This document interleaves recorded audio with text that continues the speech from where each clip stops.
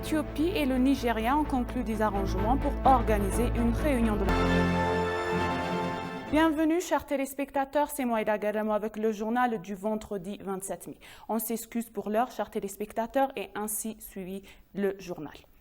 L'Éthiopie et le Nigeria ont conclu des arrangements pour arranger une réunion de la commission ministérielle conjointe à Addis Abeba le mois prochain.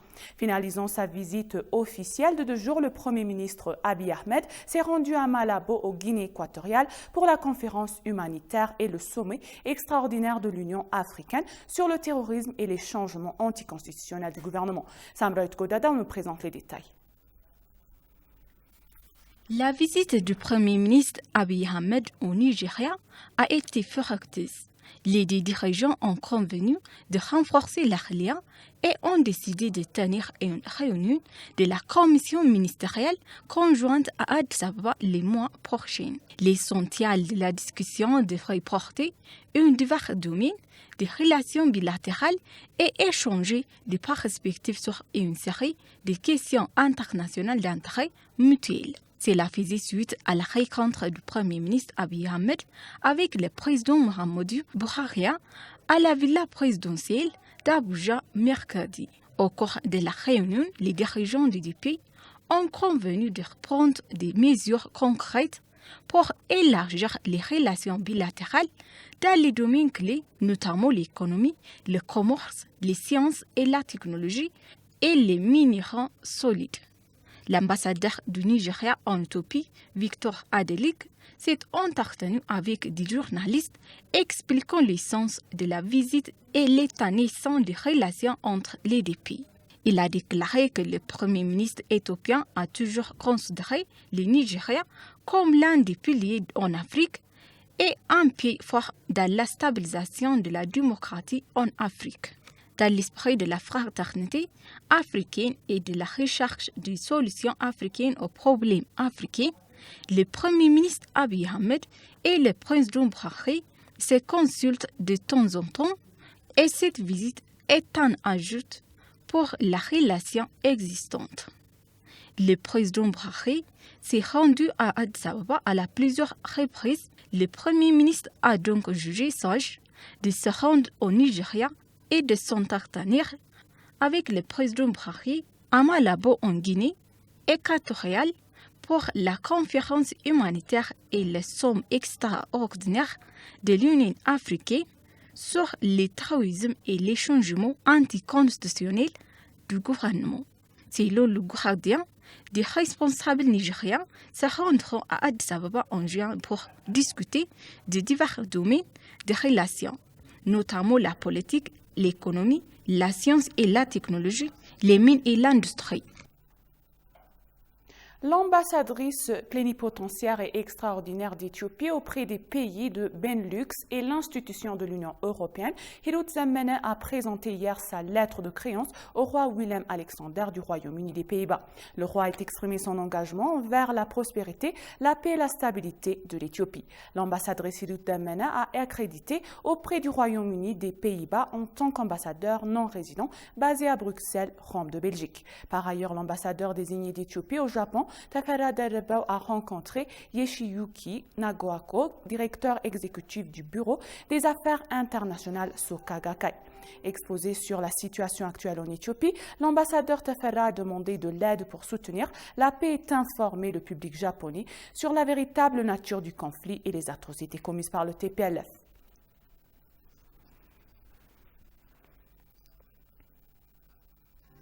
Le groupe de travail conjoint de la police fédérale d'Addis Abeba a révélé que 349 personnes soupçonnées d'avoir tenté de commettre la crime organisé, du terrorisme et de vol ont été appréhendées. Dans une déclaration ici jeudi, le groupe de travail a en outre révélé que les suspects travaillaient comme agents d'infiltration du groupe terroriste Al-Shabaab et du groupe extrémiste Olaf Shani. Quelques autres agents du TPLF ont également été appréhendés alors qu'elles tentaient de semer leur bagage à Addis Abeba, selon le communiqué. Le groupe de travail conjoint a clairement indiqué qu'il avait détenu un militant des médias sociaux qui avait diffusé des discours de haine visant à créer une animosité entre les groupes ethniques. Une enquête sur toutes les personnes en cours a été ajoutée, ajoutant que les tentatives de vol à travers Addis Abeba ont également été maîtrisées. Le communiqué indique en outre que les individus impliqués dans les vols, des agressions et des cambriolages ainsi que ceux qui ont pris en flagrant délits de corruption de fonctionnaires et de falsification de documents ont également été placés en garde à vue.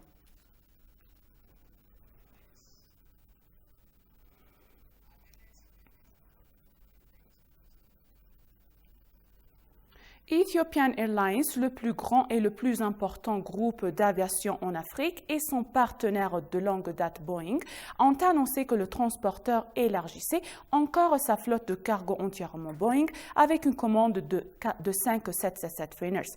L'ajout de ces 5 cargos B777 à sa flotte de fret permettra de répondre à la demande croissante de ces opérations de fret. Boeing 777 Freighter, leader du marché et le cargo, bimoteur le plus grand et le plus long et le plus performant au monde actuellement en vol, avec une consommation de carburant et des émissions réduites de 17% par les rapports aux avions précédents. Ethiopian Cargo and Logistics Service couvre 127 destinations internationales à travers le monde avec une capacité de toute et de services de frais dédiés. Ethiopian Airlines exploite actuellement une flotte de 9 777 cargos.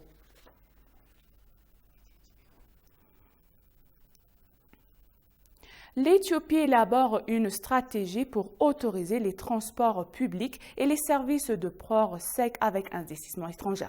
Cela est dû à l'énorme écart entre la demande et l'offre dans le secteur des transports publics en Éthiopie. Selon le ministère des Transports d'Agmaoit Moges, les grandes villes éthiopiennes ne peuvent pas être satisfaites uniquement à la capacité nationale. Metasapa Werdeger Aragay nous présente les détails.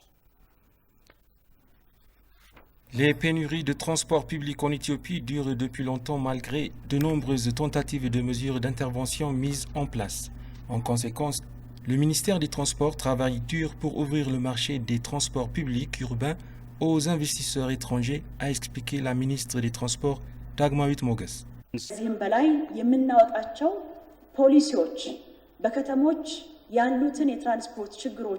Nos politiques sont conçues pour répondre aux besoins des transports des villes. La politique de transport que nous avons adoptée au fil des années de réforme encourage la participation des investisseurs privés. Non seulement la politique, mais aussi l'ouverture du secteur sont mises à la disposition des investisseurs étrangers. L'écart entre l'offre et la demande est une opportunité de marché pour les investisseurs. Par conséquent, nous travaillons sur cette opportunité pour permettre aux investisseurs étrangers de participer au service en offrant des options de transport public de meilleure qualité. En plus des transports publics, diverses activités sont en cours pour renforcer le secteur des ports secs dans le pays. Les activités sont en cours pour attirer les investisseurs étrangers, en plus des efforts du gouvernement pour améliorer la quantité et la qualité de service des 8 ports secs du pays. Jusqu'à présent, il y a environ 8 ports secs dans notre pays. Étant donné que la taille de ces ports secs et la qualité des marchandises qu'ils accueillent varient, il est nécessaire de moderniser des ports secs en fonction de la taille du pays et de la population. De plus, la situation géographique de l'Éthiopie pourrait être une porte d'entrée vers l'Afrique car elle est proche du Moyen-Orient, de l'Asie et du plus grand centre commercial du monde, Bab el-Mandeb. Par conséquent, on pense que le nombre de ports secs devrait augmenter. À cet égard, il est prévu d'agrandir de nouveaux ports secs et d'améliorer ce qui existe déjà avec la participation d'investisseurs étrangers dans le secteur des ports secs. Selon la ministre, le niveau de développement des infrastructures dans le secteur des transports s'est considérablement amélioré par rapport à l'année précédente. La Commission consultative nationale éthiopienne appelle toutes les couches de la société à défendre la mise en œuvre de l'agenda national. La Commission nationale consultative éthiopienne a appelé le peuple, toutes les couches de la société, les partis politiques et le gouvernement à s'engager davantage dans la mise en œuvre et l'efficacité de l'agenda national. La Commission consultative nationale éthiopienne a délivré hier un message opportun. Elle a noté qu'il existe des divergences d'opinion et des désaccords entre les dirigeants politiques et idéologiques dans divers secteurs de la société en Éthiopie. La Commission a transmis le message que les chefs religieux, les anciennes mères de paix et les jeunes, les sociétés civiles, les partis politiques et tous les citoyens de notre pays doivent jouer leur rôle pour favoriser une plus grande réconciliation locale et nationale. La Commission exhorte toutes les parties impliquées dans le conflit à travailler pour une solution durable au conflit. D'autre part, la Commission a exprimé sa gratitude et à son appréciation aux éducateurs, aux partis politiques et aux professionnels des médias pour la nature et l'importance de la consultation nationale et a appelé ces derniers à travailler dans les efforts pour rendre le service plus accessible au public dans la langue locale. La Commission a également appelé la population, toutes les couches de la société, les partis politiques et le gouvernement à s'engager davantage dans la mise en œuvre de ce programme national.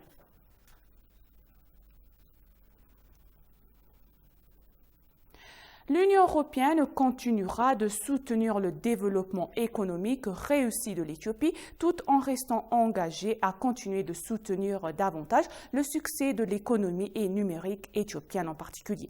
Le commissaire européen pour l'Éthiopie, Stéphane Lok, s'entretient avec le ministre de l'Innovation et de la Technologie, Dr Bellet Amolla. Au cours de la réunion, Stéphane Lok a réaffirmé que l'Union européenne continuera à soutenir les efforts de l'Éthiopie pour construire une économie numérique. Pour sa part, Dr Bellet Amolla a remercié l'Union européenne pour son soutien au succès de l'Éthiopie dans la construction d'une économie numérique. Selon le ministère de l'Innovation et de la Technologie, l'Union européenne apporte un soutien technique et financier au secteur de la science, de la technologie et de l'innovation.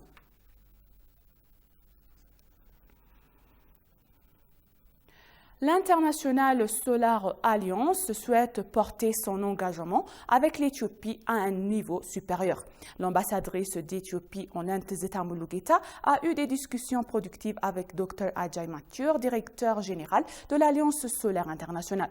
L'ambassadrice Tizeta a félicité les programmes et les initiatives de l'International Solar Alliance aux membres pays dans lesquels l'Éthiopie aurait bénéficié d'initiatives de subventions conjointes, en particulier pour les projets de pompage, d'irrigation solaire et des parcs solaires. Dr Ajay Mathur a informé l'ambassadrice Tizeta de sa récente visite à Addis Abeba et de sa rencontre avec des ministres de haut niveau et des parties prenantes concernées concernant le programme de pompage solaire de l'ISA, la mise en œuvre des parcs solaires et le lancement des mini-réseaux solaires et d'un programme de toiture solaire ainsi que son projet de création d'un centre de recherche sur la technologie et les applications solaires à l'université d'Addis Abeba. Dr Ajay Mathur a également ajouté que l'Éthiopie est un membre actif de l'International Solar Alliance et qu'elle souhaite renforcer l'engagement à un niveau supérieur. Les deux hommes ont ainsi discuté de la 4e réunion du comité régional africain à venir qui devrait se tenir à Addis Abeba au mois de juillet 2022 et de la volonté de l'Éthiopie d'accueillir cette réunion. L'International Solar Alliance est une organisation intergouvernementale basée sur un traité fondé en 2015, conformément à la déclaration de Paris, visant au déploiement des technologies de l'énergie solaire comme moyen d'apporter l'accès à l'énergie, d'assurer la sécurité énergétique et de favoriser la transition énergétique chez les membres des pays. L'Éthiopie est l'un des 86 pays qui ont signé et ratifié l'accord cadre ISA en 2015.